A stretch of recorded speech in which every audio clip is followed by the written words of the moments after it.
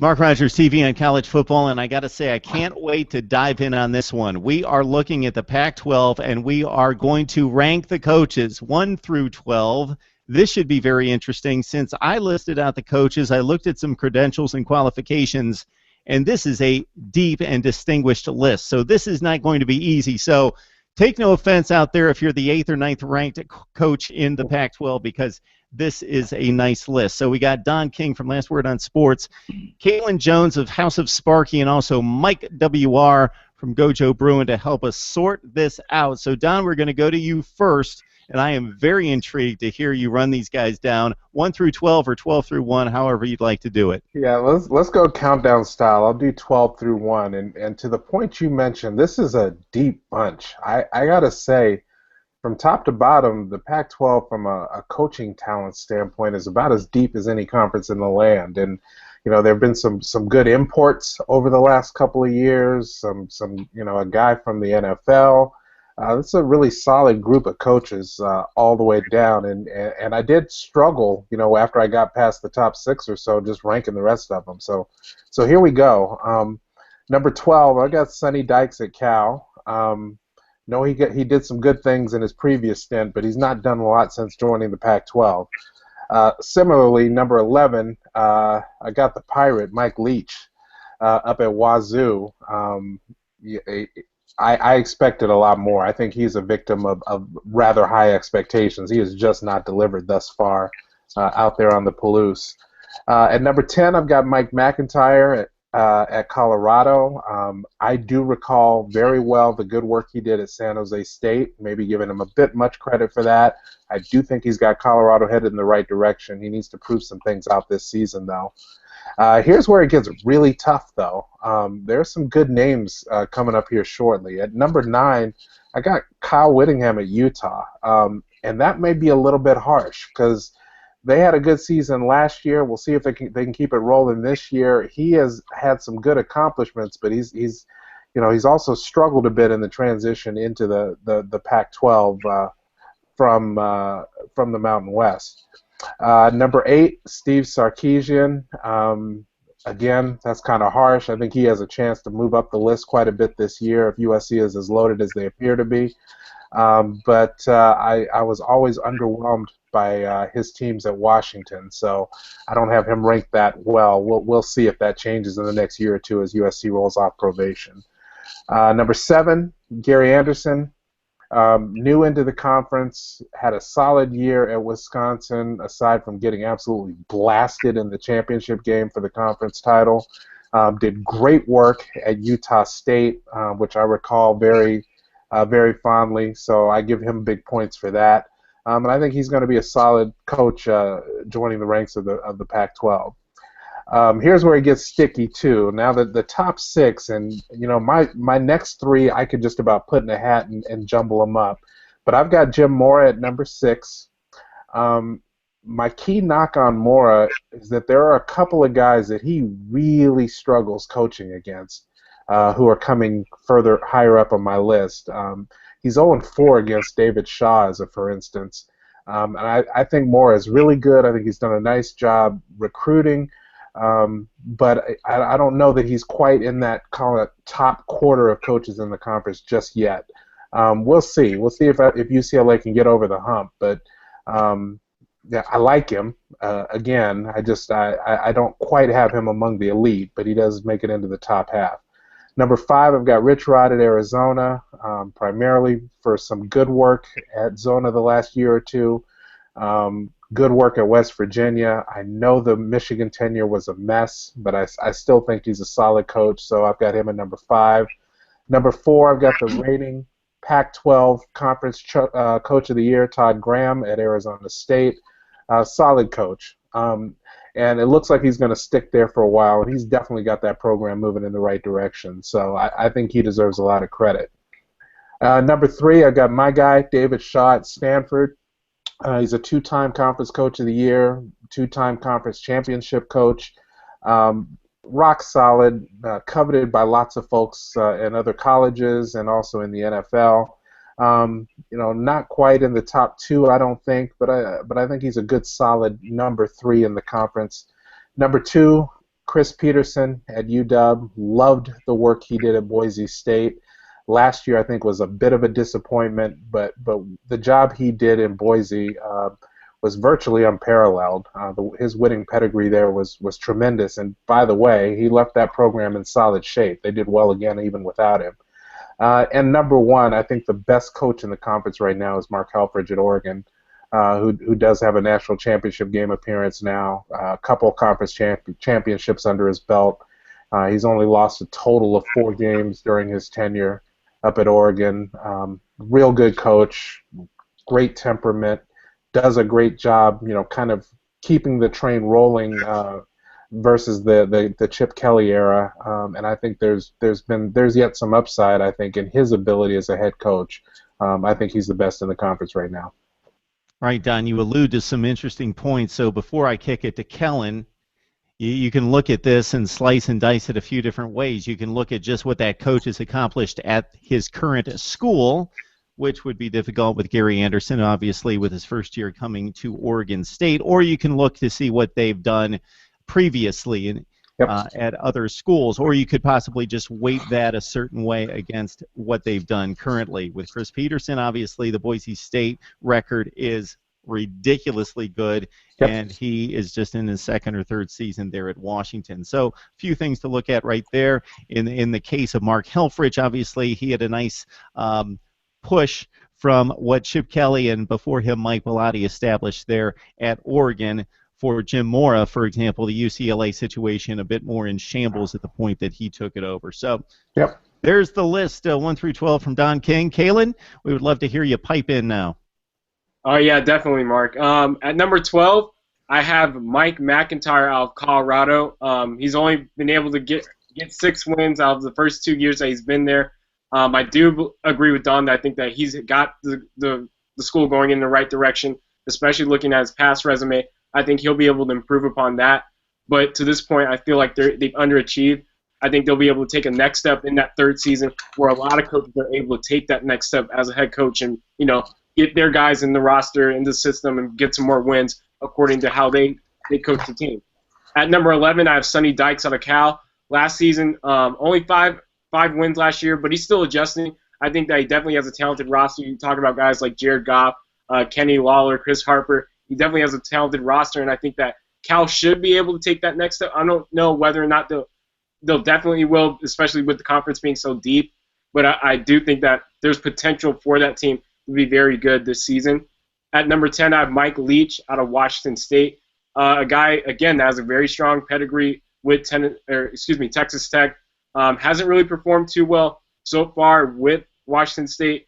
He got them to a bowl game back in 2013, but again, last season they really struggled. He's only 12 and 25 overall as a head coach with Washington State. So for him to get some more wins, maybe we'll see him jump up higher onto that list. At number 9, I have Gary Anderson out of Oregon State. He definitely turned Utah State around. I think Don made a great point touching back on the job they did there. But it's still a question mark to see whether or not he'll be able to reap the same results that he had at Washington State and at Wisconsin with Oregon State. He definitely is a consistent head coach. I think that Oregon State will be a solid program this season under his tutelage. But, he still hasn't coached a game in the Pac-12 yet, so it's hard to project him onto this list.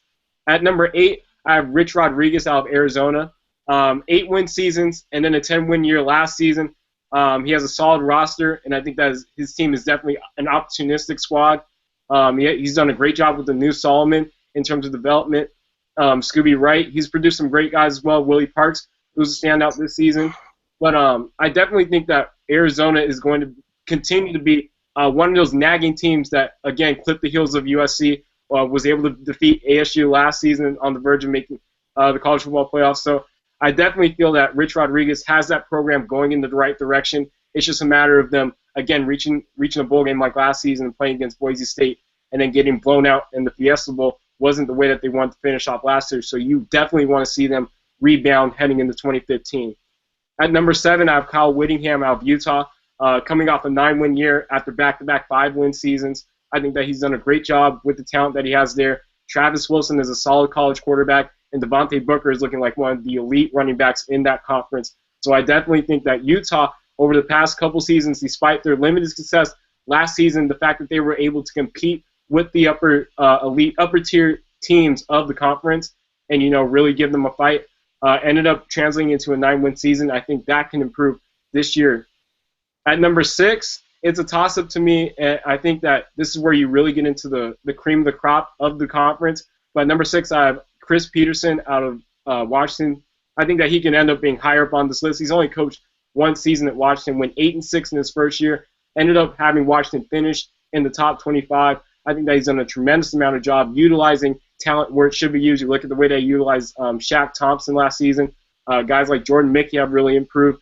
So I think that Washington will be able to take that next step heading into this year. But at number 5, I have David Shaw out of Stanford. Last season, they didn't get, to where Stanford's, I guess, the elite standard that they had set in the previous 2 years under David Shaw, only finishing with 8 wins last year.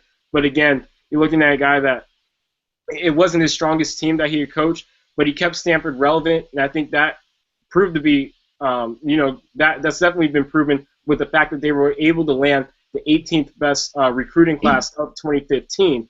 So I definitely think that Stanford, despite their limited success last year, had one of the best defenses in the conference, still one of the most consistent teams in the country. That's why I have David Shaw at number 5. At number 4, I'm going to go with Mark Helfrich, and this is definitely, for some, this is going to be a little bit of a drop. But again, obviously you get to the Rose Bowl and the national championship last season. But again, the number 17 recruiting class just ahead of Stanford. I don't know whether or not he's going to be able to improve upon what he's been able to build. Obviously, building off the legacy that Chip Kelly established there, staying true to their identity offensively and defensively, which is speed, and they've been able to, preach that to recruits and be able to draw big-time players. But again, I don't know whether that's completely a result of his head coaching ship. I definitely think that he's done a great job with the players that he's had in place. But it'll be interesting to see, especially this year without Marcus Mariota, where you have players who have really been players that he's brought in. This is going to be an interesting year with Vernon Adams and others being under his tutelage, and we'll see whether or not Oregon can sustain that type of success heading into 2015. At number 3, I have Jim Mora out of UCLA. 29-11 overall record since he's been there. Went 10-3 last season, which is his second in a row.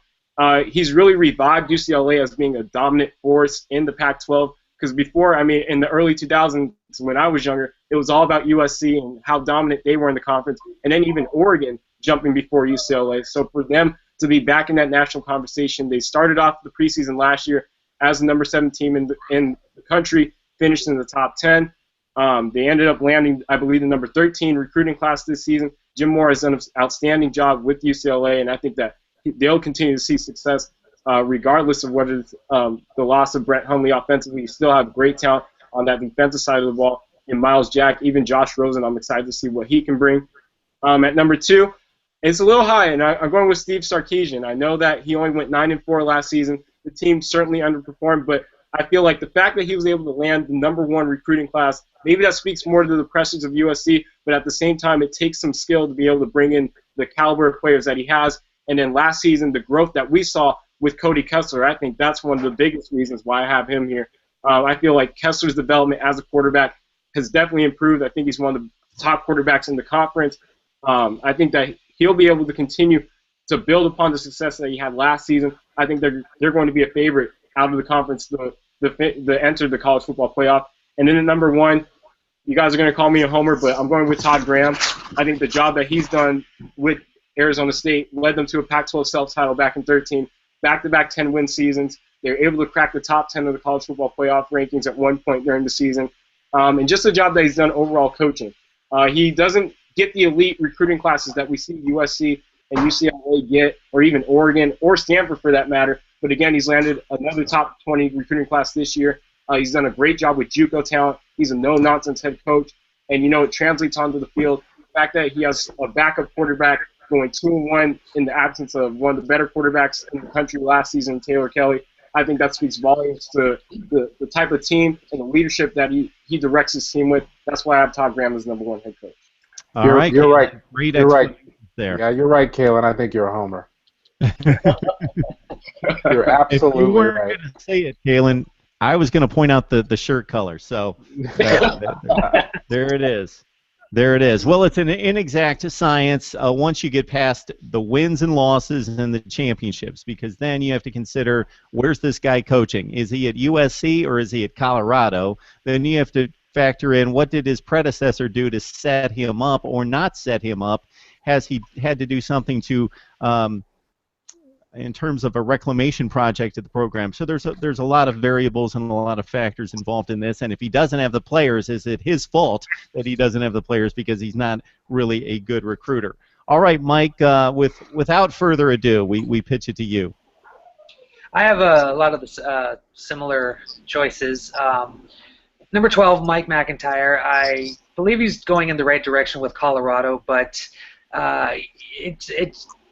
he's not there yet. He's inching closer, but unlike other coaches in the Pac-12, other coaches are improving leaps and bounds, and inches aren't going to get McIntyre, off the hot seat this year. So unless he increases their wins, I think he might be in trouble. But right now he has a good squad at Colorado. Hopefully he can do more with that. Number 11, I have Mike Leach, who I think Don said we just haven't seen enough from him, and it's been a little underwhelming what he can do. He had a good reputation at Texas Tech and just hasn't done anything at Washington State. He has a fantastic offense, some of the top offensive stats in the country, but then you look at the defense and you're like, oh, there it is. That's that's big for me. It's both sides of the ball. And if Leach can get his defense going, I think he'll be higher on my personal list. But number 10, Sonny Dykes. I think he's going in a really good direction. He's doing well with his offense, but kind of like Washington State, he doesn't have the defense to be competitive. Although this year he has a lot of talent on offense, so it's going to be interesting to see what the offense and defense can do in situations and where they're trying to win games. Last year, I think there were at least 3 games where Cal allowed more than 50 points, and 2 of those games they won. So that says a lot. It's like you gotta tighten the screws on something over there. Anyway, 1 through 5 was easy for me. This next part, number 9 through 6, I was just jumbling coaches around, putting them in different orders, and basically, as we said, the Pac-12 has so many good coaches, and it's really hard to list them. But even though he's at number 9, I have Kyle Whittingham, who I believe is a good coach, but amongst all the other coaches in the Pac-12, I think he needs to do a little bit more to take that step to really be contenders in the Pac-12 South. He's had really good wins. He beat USC and UCLA last year, but then he lost to Washington State. It's those games where he really needs to get his team to finish and to end strong. They ended the season strong, but right now I just think Utah has struggled a little bit going into since they joined the Pac-12, and it doesn't help that they're in one of the best conferences and divisions in the country. So I think he needs a little bit more just to be a true contender in the Pac-12. Number 8, I have Steve Sarkisian, who has done a really good job. He's pulled out some really good wins, but there are some of those losses that just seem a little bit head-scratching, like the fact that you couldn't send all your prevent defense into the end zone to stop Arizona State from getting that Hail Mary. So it's like, how do you not do that? It's little things like that. I think just like Kyle Whittingham, Sarkisian needs to tweak, and he's going to have USC as a major contender. He has a ton of talent, but I think he needs to up his coaching skills. I mean, who am I to talk? I'm not a coach, but at the same time, to compete in the Pac-12, there needs to be a little bit more than he needs to do.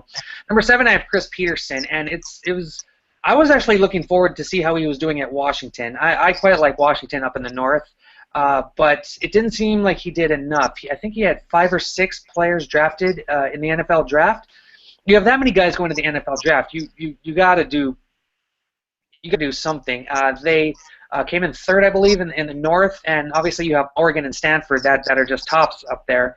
So not only do they have to figure out how to defeat them, they need to well, for one, they have to figure out what's going on with their offense. It's unfortunate that Siler Miles retired, so in a way he has to start from scratch. And I think Washington might give him a pass for this year and for last year and this year, but next year he's going to be really tested on who he is as a coach and what he can do with Washington. So I think he's the middle of the pack. Pac-12 coach right now. Number 6, Gary Anderson. Obviously, he hasn't played in the Pac-12. He's taking over at Oregon State. Very weird coaching move. He went from Wisconsin, who was actually very good last year. Unfortunately, they had that horrible, horrible Big Ten loss. And not sure what's going on up at Wisconsin, but it seems kind of like a lateral move, or almost a step down. But at the same time, he's a great coach, and I think he's going to really pick up Oregon State. They've been down for a while, and I think they just needed some fresh blood in there to get things going. Now, 1 through 5, I was pretty solid on this. Number 5, I had Todd Graham. I really like/hate the guy because he's so sneaky, he's so innovative. He has the players to execute the offense and defense that he wants, but at the same time, I just think he needs to find ways to finish. Unfortunately, he got smacked around by Stanford, not last year, but the year before, and then losing to Arizona in the final game. It's like that game was in your grasp, and you give it to to Arizona. So I think Graham has the tools. He has the game planning and the schemes. Just has to figure out how to finish. Number 4, partially because Rich Rodriguez beat Todd Graham in that final Pac-12 game of the season to win the South, is why he's number 4 on my list. He beat Oregon and took Arizona to the Pac-12 championship game with a freshman running back and quarterback. That is astounding. What he's done at Arizona is mind-blowing. It seems like he's flown a little bit under the radar because it's Arizona. No knock against them. They've been really good, but since Rodriguez took over, it's been night and day. Number 3, I have Jim Mora. I just think he's been doing really well. 29-3 in 3 seasons, 9 wins in each of those seasons. The last 2 seasons have been 10 wins back to back. Hasn't happened since 1999, I believe it was, and he's just brought the Bruins back to national prominence. He as well, just like Rodriguez and Graham, have to find a way to finish. They need to get over that hump. Graham lost to Arizona. Rodriguez got blown out in the Pac-12 game and in the Fiesta Bowl. He didn't get blown out in the Fiesta Bowl, but they went down early and then just couldn't finish against Boise State. That's what I think Mora needs to do, especially that's why I ranked him below the coaches and teams he has not beaten since he's been at UCLA, which at number 2 I have David Shaw. Shaw had a down season with Stanford last year, but I don't trust that. I love David Shaw. I hate when UCLA plays them because it's always going to be a tough game, but Shaw always brings it. He has a very disciplined team. This year's going to be interesting. Now, if he can keep Stanford relevant in the North with all the guys, especially on defense that he's losing, I think he might take over number 1. But right now, number 1 is Mark Helfrich, and I know a lot of people are saying that he's playing with Chip Kelly's guys. The fact is, he's playing with players that he's recruited and Chip Kelly has recruited, and he went to the national title game. He lost once against Arizona in the regular season, and then just turned around and just beat up on the Arizona Wildcats in the Pac-12 championship game. Beat Florida State in the Rose Bowl handily, I might add, and unfortunately could not figure out how to stop the Ohio State running game. But still, to get that far, I think it's a testament to what he's doing up at Oregon. If he can continue that, he's going to stay number 1 with me. So that's my top 12. Okay, Mike, I actually had a bunch of notes on these guys, but I did the actual rankings while you were talking about Helfrich. So I just knocked out these rankings, and here we go. Okay, cool. I'm starting with Mike McIntyre at 12. Don did a nice job of pointing out his work at San Jose State. So again, 6-18 at Colorado. I don't think that's the end of the line for Mike McIntyre. We cannot judge him for winning 6 games in 2 years at Colorado, considering the state of the program. We'll see what he does from here on out. He's got a difficult situation in regards to recruiting. He's got to go outside the state and go a long way to get some players from Texas or the West Coast. San Jose State, 1-11 his first season there. Within 3 years, he brought them to 10-2 and a bowl victory in just 3 years at San Jose State. At number 11, I've got Sonny Dykes. I hope he's not listening here. He's been on my show twice.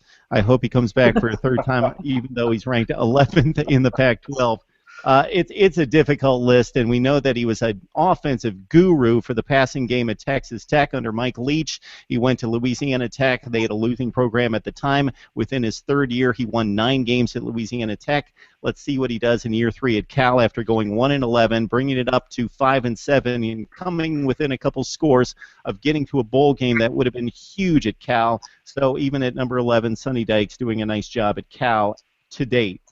At number 10, I've got Mike Leach. I was interested to hear what the ratings would be on Mr. Leach, considering, again, the point that Don originally brought up in regards to what is the track record at the current school versus what he's done in the past. In Lubbock at Texas Tech, 84-43, was a Big 12 contender, not with the elite of Oklahoma and Texas at the time, but going to bowl games consistently, winning 7-8 football games. At Washington State, let's keep in mind that that program was pretty much in shambles from the time Mike Price left and went to a Rose Bowl in 2002 all the way to Mike Leach's first season. He did get them to a bowl game in 2013.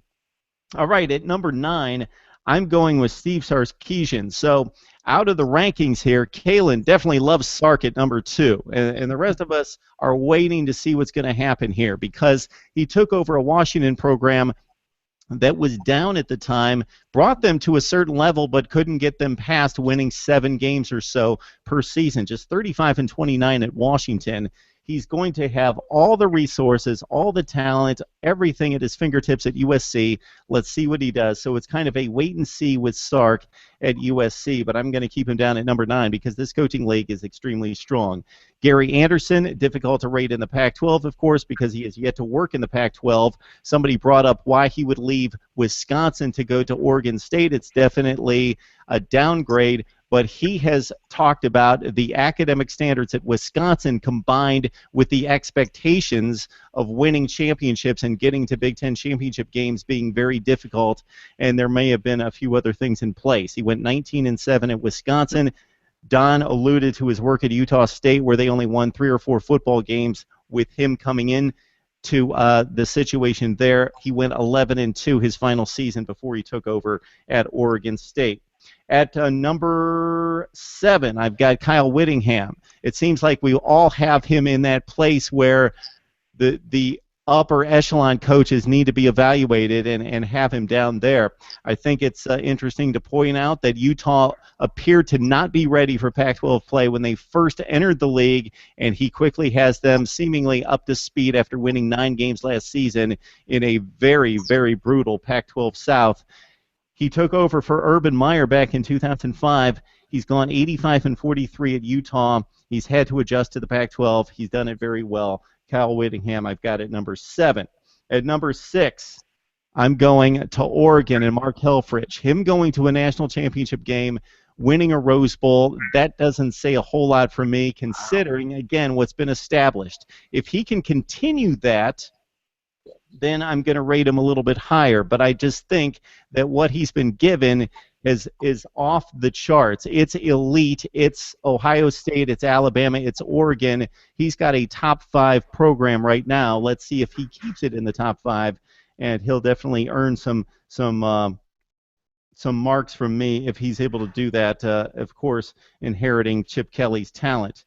All right, at number 5, I've got Rich Rod, and I thought Kaelen y'all made really good points with Rich Rodriguez, and it's difficult because you take out Michigan, and he looks like a a wonder coach. He goes to West Virginia. They dominate the Big East. They went to bowl games and took on the likes of Oklahoma, beat them. Georgia beat them. They would show up on a regular basis in BCS games and win over favored opponents there at West Virginia. He came within an eyelash of going to the 2007 BCS championship game against Ohio State, but they got tripped up against Pitt. He goes to Michigan. It was just never the right fit. Not the right kind of school, too much tradition, too much the way they wanted to do things. He couldn't flip the roster and actually set it up pretty well for Brady Hoke because he recruited top 15 talent at Michigan, and Hoke played it up pretty well, at least for the first 2 years, because before things turned on him. And now he's doing what he's doing at Arizona, getting them to a Pac-12 championship game this past year.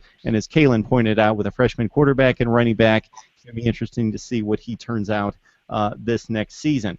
All right, Rich Rod at 5. I've got Chris Petersen at 4. The Boise State record is off the charts, crazy. We know that it's just historic what he accomplished at Boise State, taking on the likes of Oklahoma and all the big boys in the SEC, going against a Georgia team in an opening game that went to an SEC championship game, and he bludgeoned them, beating a top 10 Virginia Tech team in an opener, winning bowl game after bowl game, 92-12, 57-6 in the conference. Okay. Now he bumps up to a Power 5 slot. He's got a Washington squad that was left in pretty good shape from Sark's tenure. We'll see what he does. As was pointed out, he loses his quarterback coming into 2015, coming off an 8-6 season. All right, at number 3, I've got David Shaw of Stanford. I think I would put him in the same category in a sense as Mark Helfrich if this was a couple years ago. But he's basically playing with his players now, and he's ripped off BCS appearances.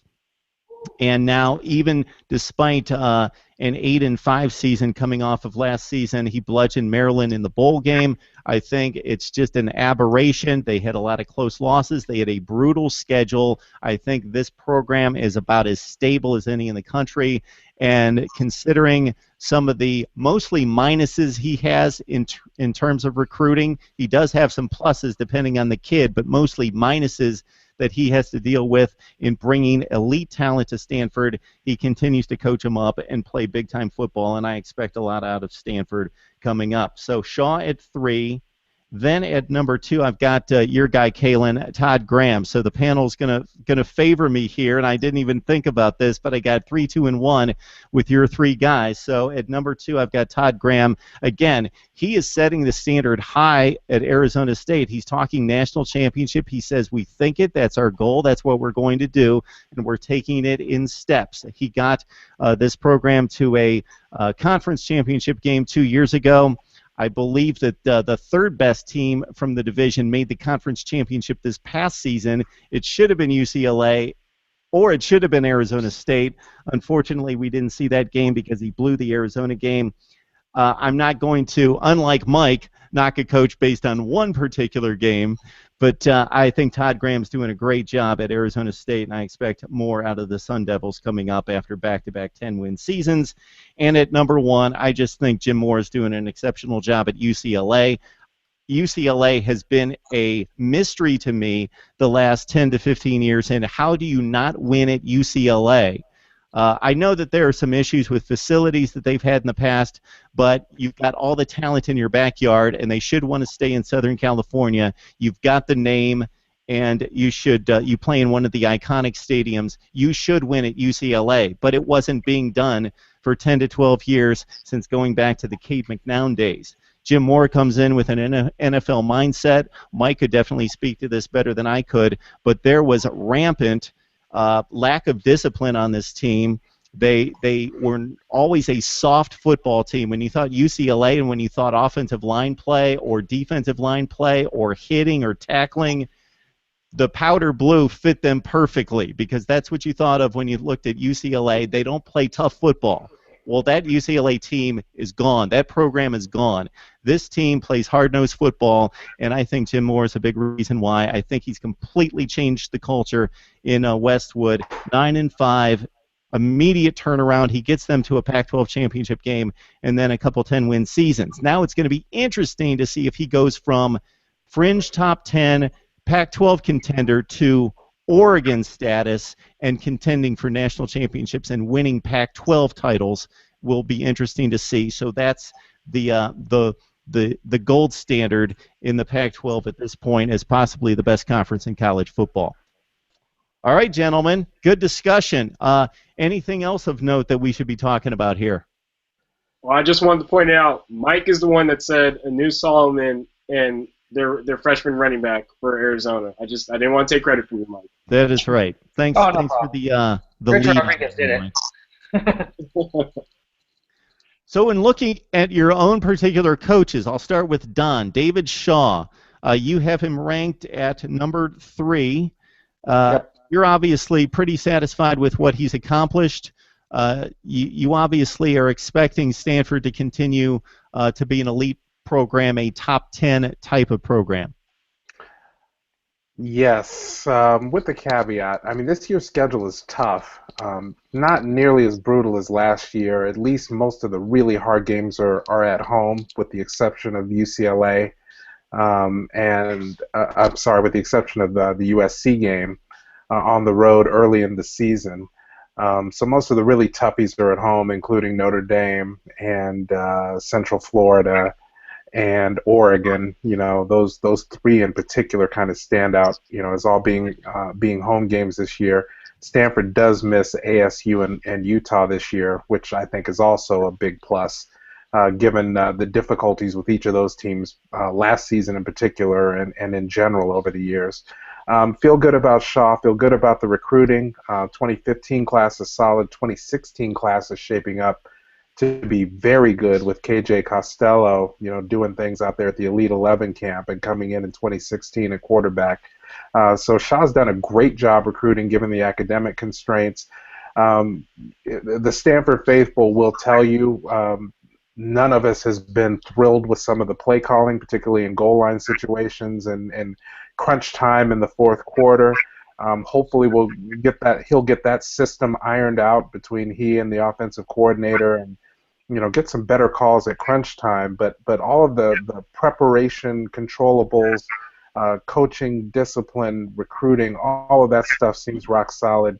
Reputation of him amongst his own coaching staff and his ability to fend off all of the advances by Jim Harbaugh at Michigan trying to raid strength and conditioning coaches and defensive coordinator, and being able to beat those challenges back and keep those guys around says his coaching staff loves playing for him, loves working with him, and they do a fantastic job developing these kids as football players. So I am satisfied. I'm probably on the high side with regard to my advocacy of Coach Shaw amongst fellow Cardinal alums and fans. You know, he's got some work to do to get completely over the hump. That's why I didn't have him in the top 2 even in the conference ranking so far.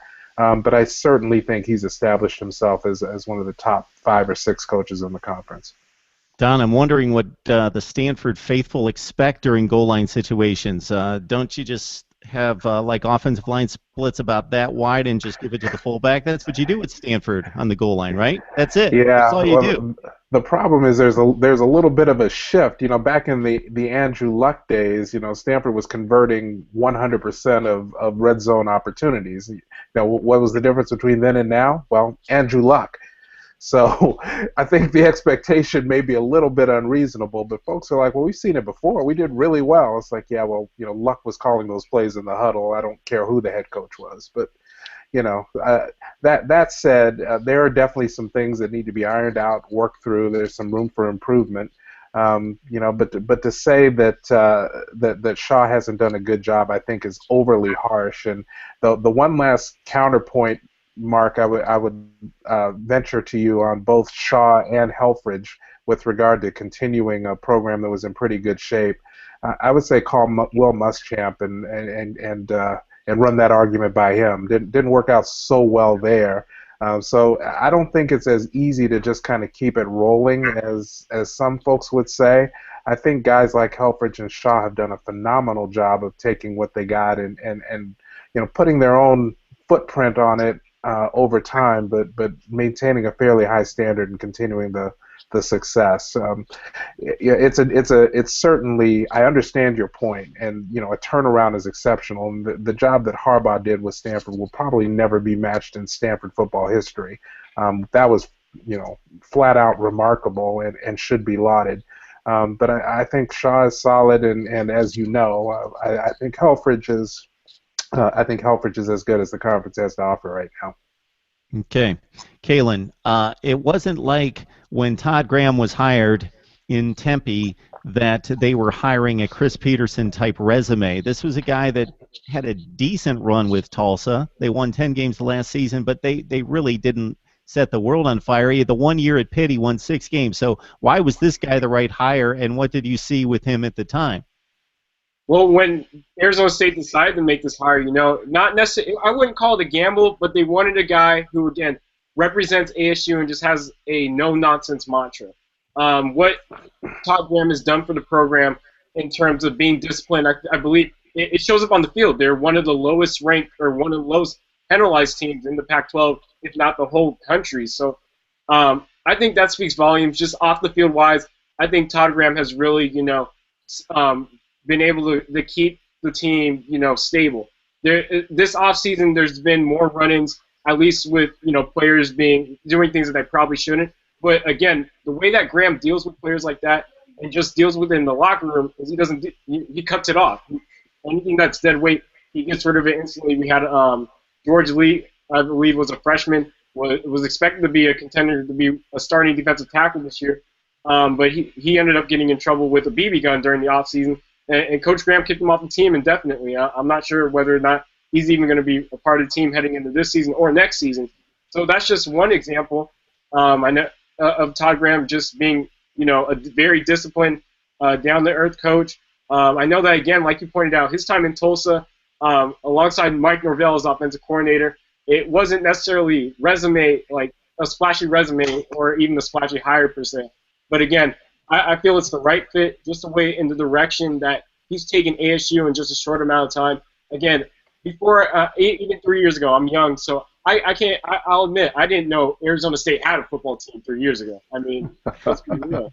But Todd Graham has put the team essentially on the map, and for them to even break the top 10 of the college football playoff, I think with Berkovici this year, I know we lose Jalen Strong, but you have plenty of guys again that will be able to replace Demarius Randall, Jamil Douglas, and even Marcus Hardison. I think that Todd Graham will be able to guide this team back to the same type of standard that they reached last season, and maybe even improve upon that. They have championship expectations and standards, and this is something that not only resonates within the locker room, but it resonates outside the field too. And fans are expecting national title.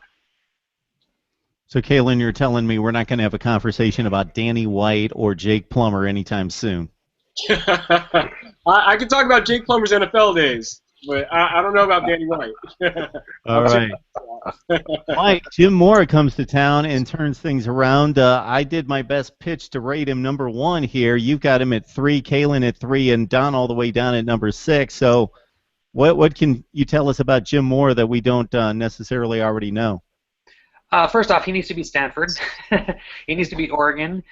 He needs to prove that he has UCLA for a conference championship, and he's developed. He's recruited and he's developed his players very well, and he just also makes great decisions with football-related issues not on the field, like.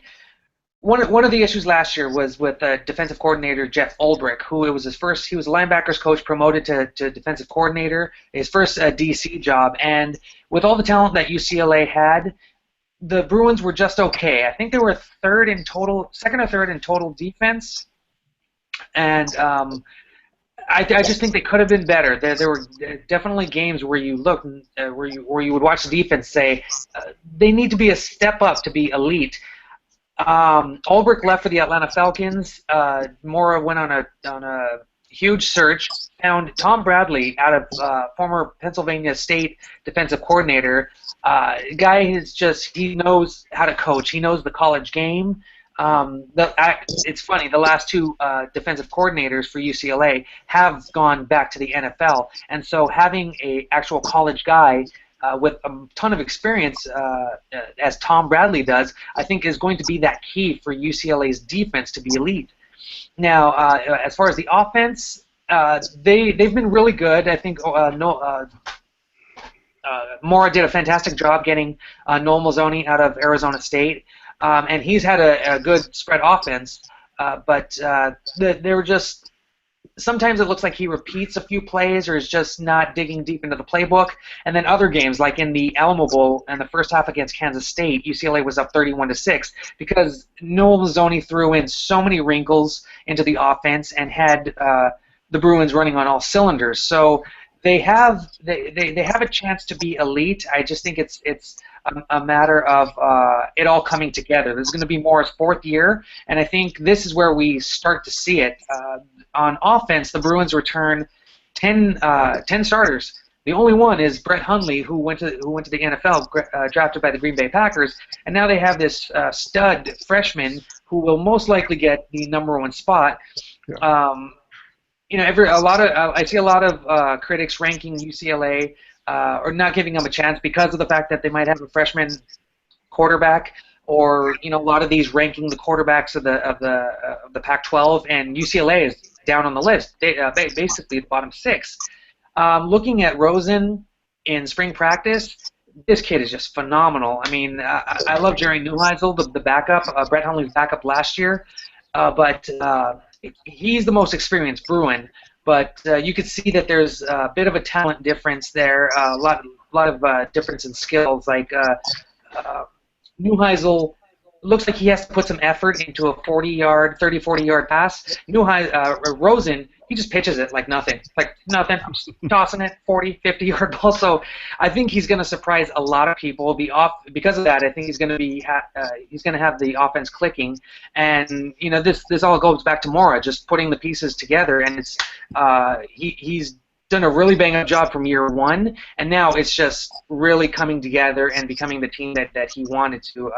His vision is finally coming to fruition, and we're going to see exactly how good UCLA can be. And obviously, in Rosen's next few years, I think UCLA should be better, but I'm going to quote Phil Steele here that he said, this is probably UCLA's best team under Mora. So that says something, and I agree with that 100%. It's funny you bring up Josh Rosen. I was at work today, and my employer was showing on ESPNU one of Josh Rosen's high school games from last season, and I walked in and took in a few plays from Mr. Rosen throwing the ball down the field. What's that? Was it against Cal Poly by any chance? I was at that game. It was a Vegas versus Bosco game. Oh, yeah. Gorman versus Bosco. Yeah, I watched Long Beach Poly take on Josh Rosen's Bosco team, and I watched him win the state title 2 years ago when they played. I can't remember what the team that they made the movie for. I apologize, I can't remember. But I agree. De La Salle. Absolutely, De La Salle. Yeah, there it is. Yeah, Rosen's going to be good. Yeah, absolutely phenomenal. All right, gentlemen, it's been a nice discussion ranking the Pac-12 coaches 1 through 12. All right, we got Mike W.R. from Gojo Bruin. We got Kaelen Jones from House of Sparky, and from Last Word on Sports, of course, it's Mr. Don King. Guys, I appreciate it. It was fun. It was fun. Thanks, Mark. Thank you, Mark.